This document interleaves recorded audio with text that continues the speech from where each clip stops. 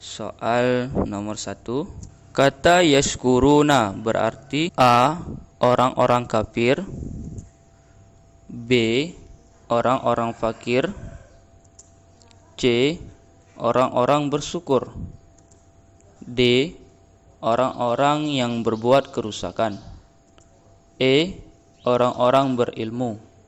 Oke, untuk menjawab soal ini dan seterusnya nanti Mimin akan kasih waktu selama 10 detik dari sekarang, silakan.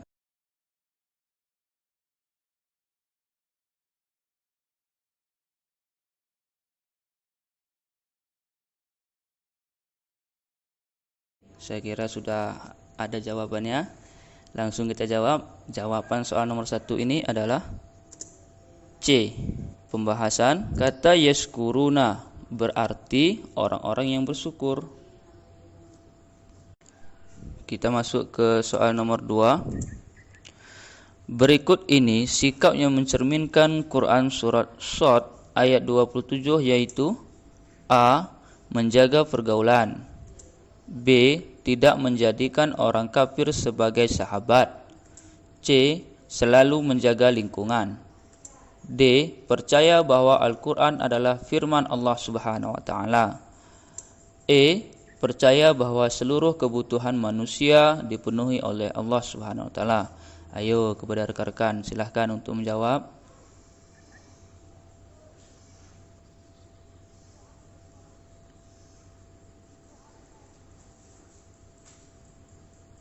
Oke, jawabannya adalah C juga, ya, yaitu selalu menjaga lingkungan. Pembahasannya, sikap dan perilaku yang mencerminkan Quran surat Shad ayat 27. Yang pertama adalah dapat mengambil hikmah dari penciptaan alam semesta. Yang kedua, selalu beriman kepada Allah Subhanahu wa Ta'ala. Yang ketiga, suka beramal soleh. Yang keempat, tidak berbuat kerusakan. Yang kelima, orang yang beriman akan menjaga lingkungan. Saya kira jawaban yang paling tepat adalah yaitu di C, selalu menjaga lingkungan. Oke, kita lanjut ke soal berikutnya. Kebanyakan orang-orang yang menyekutukan Allah berdasarkan surah Ar-Rum ayat 41-42 adalah A. Orang-orang yang boros, B. Orang-orang yang menganiaya, C. Orang-orang yang menyembah berhala, D. Orang-orang yang berkhianat, E. Orang-orang yang berbuat kerusakan. Ayo teman-teman, silahkan untuk jawab.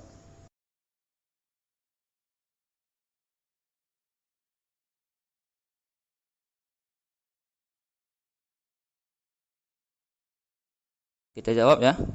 Yang benar adalah E. Jawabannya adalah E. Orang-orang yang berbuat kerusakan. Pembahasannya,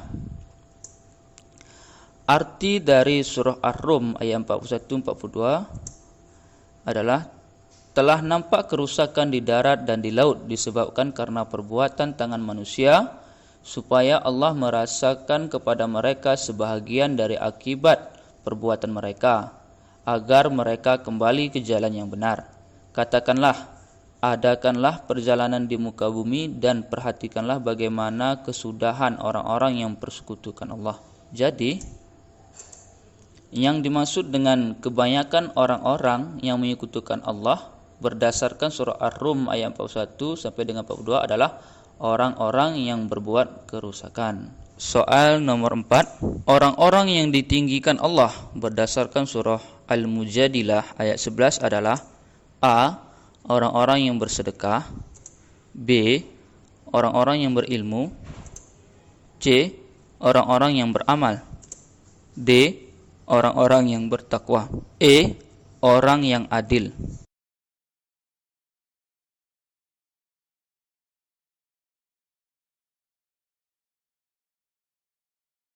Jawabannya adalah B, yaitu orang yang berilmu. Pembahasan arti surah Al-Mujadilah ayat 11.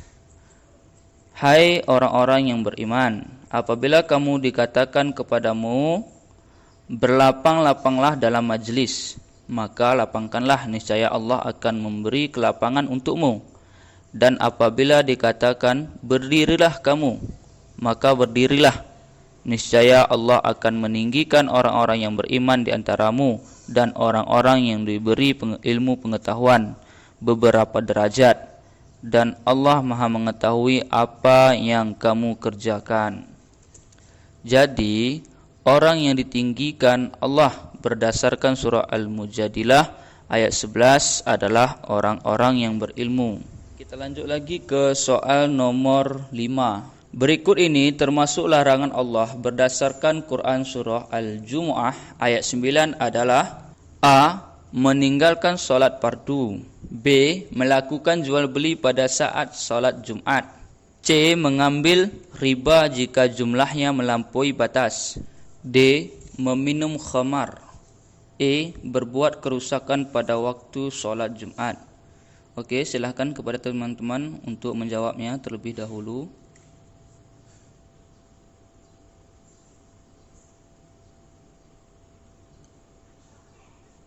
Okey, jawapannya adalah B, yaitu melakukan jual beli pada saat solat Jumat.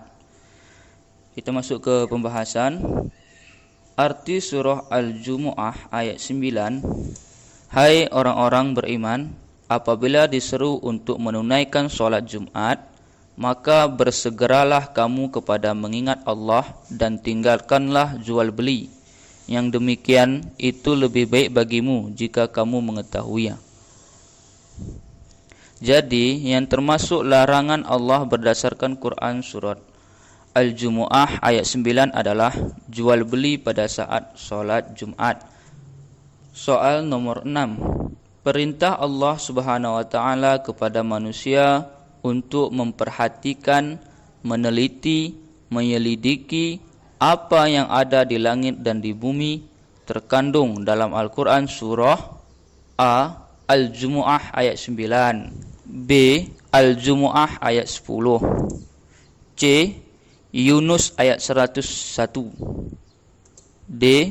Yunus ayat 102, E. Al-Baqarah ayat 164. Okey, kepada teman-teman silahkan untuk menjawabnya terlebih dahulu.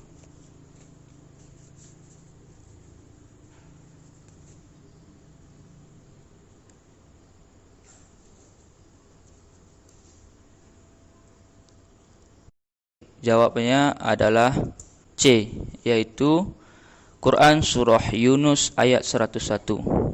Pembahasannya, arti surah Yunus 101 ialah katakanlah, perhatikanlah apa yang ada di langit dan di bumi.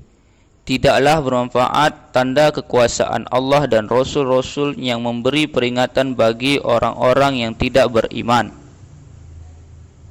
Jadi, perintah Allah Subhanahu wa taala kepada manusia untuk memperhatikan, meneliti, menyelidiki apa yang ada di langit dan di bumi terkandung dalam Al-Quran surah Yunus ayat 101. 7. Kandungan Quran surah Al-Baqarah ayat 164 berisi tentang: A. Perintah menuntut ilmu. B. Nikmat Allah yang sangat melimpah. C. Perintah melaksanakan sedekah. D. Perintah menyembah Allah. E. Kehidupan di akhirat. Okey, silakan untuk menjawab.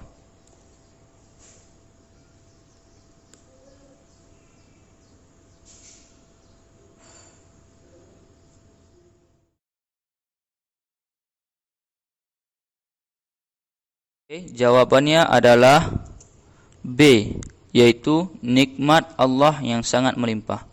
Kita masuk ke pembahasan. Arti surah Al-Baqarah ayat 164 ialah: sesungguhnya dalam penciptaan langit dan bumi, silih bergantinya malam dan siang, bahtera yang berlayar di laut membawa apa yang berguna bagi manusia, dan apa yang Allah turunkan dari langit berupa air.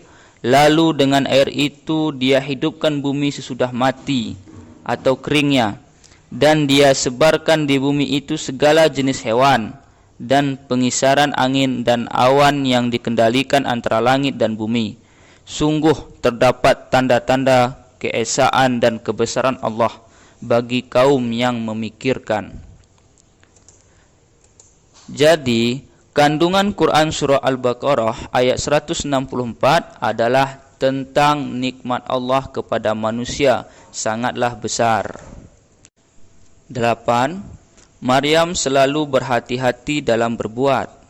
Dalam kesulitan menghadapi ujian, ia tidak pernah mau mencontek temannya, padahal ia memiliki kesempatan, karena pada saat itu pengawas ujian sedang ke kamar mandi dan ruang ujian tidak ada yang mengawasi. Ia sangat takut akan dosa.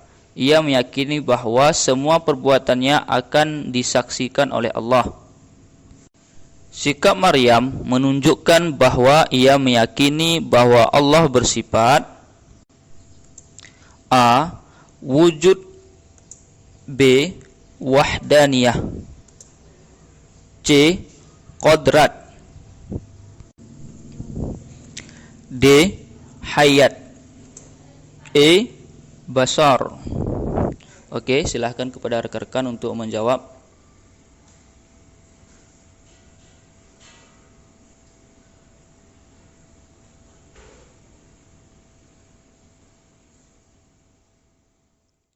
Jawabannya adalah E, yaitu basar. Pembahasannya, sikap Maryam menunjukkan bahwa ia meyakini bahwa Allah bersifat maha melihat atau basar. 9. Berikut ini adalah nama Allah dalam Asmaul Husna beserta artinya yang tepat adalah A. Al-Malik, artinya maha kuasa. B. As-Salam, artinya maha pengampun. C. Al-Mu'min, artinya maha terpercaya. D. Al-Ghaffar, artinya maha berkehendak. E. Ar-Razzaq, artinya maha raja. Silahkan kepada rekan-rekan untuk menjawabnya.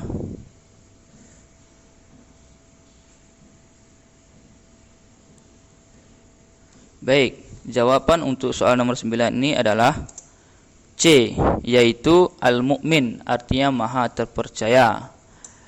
Pembahasan, kalau kita lihat tabel berikut, inilah arti dari Asmaul Husna yang benarnya, yaitu Al-Malik, arti sebenarnya adalah maha raja. Kemudian As-Salam, arti sebenarnya adalah maha sejahtera. Kemudian Al-Mu'min, arti sebenarnya maha terpercaya. Al-Ghaffar, arti sebenarnya adalah maha pengampun. Dan Ar-Razzaq, arti sebenarnya itu adalah maha pemberi rezeki. Maka kalau kita lihat di soal nomor 9, jawaban yang paling benar itu adalah C, yaitu Al-Mu'min, artinya maha terpercaya. Soal ke-10, dasar hukum kaum muslimin untuk mempercayai bahwa Allah telah menurunkan kitab suci sebelum kitab Al-Quran adalah A. Surah Al-Baqarah ayat 1, B. Surah Al-Baqarah ayat 2, C. Surah Al-Baqarah ayat 3, D. Surah Al-Baqarah ayat 4, E. Surah Al-Baqarah ayat 5. Silahkan kepada rekan-rekan untuk menjawabnya.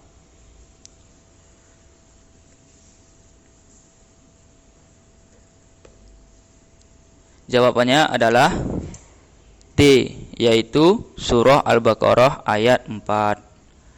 Kita ke pembahasan. Arti firman Allah pada Quran surah Al-Baqarah ayat 4 yaitu, dan mereka yang beriman kepada kitab Al-Quran yang telah diturunkan kepadamu dan kitab-kitab yang telah diturunkan sebelummu, serta mereka yakin akan adanya kehidupan akhirat. Jawaban yang tepat adalah D, yaitu Quran surah Al-Baqarah ayat 4. Terima kasih karena telah menonton video CLD. Semoga bermanfaat. Jangan lupa subscribe, like, dan share.